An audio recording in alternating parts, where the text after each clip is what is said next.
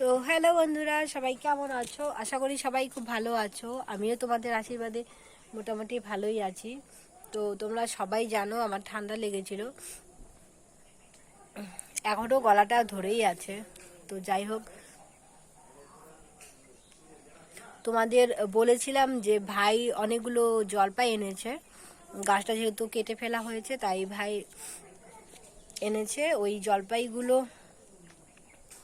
তো কিছু মাখা করে খেয়েছি, আর কিছু এই যে জল দিয়ে এগুলো ভালো করে পরিষ্কার করে, মানে একটু মানে এটা কি কি বলে, ছুরি দিয়ে মানে এভাবে দেখো অল্প কেটে কেটে দিয়েছি, যেন মানে ভেতরে একটু নুন হলুদ এগুলো ঢোকে আর কি।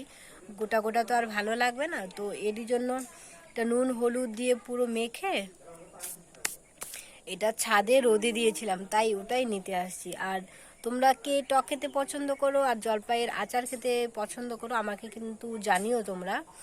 তো এটা ছাদে রোদে দিয়েছিলাম তাই নিতে এসেছি, তাই ভাবলাম তোমাদেরও শেয়ার করা যাক। আর এটা দিয়ে যখন আচারটা তৈরি করব তোমাদের কিন্তু শেয়ার করব। তো দেখতে থাকো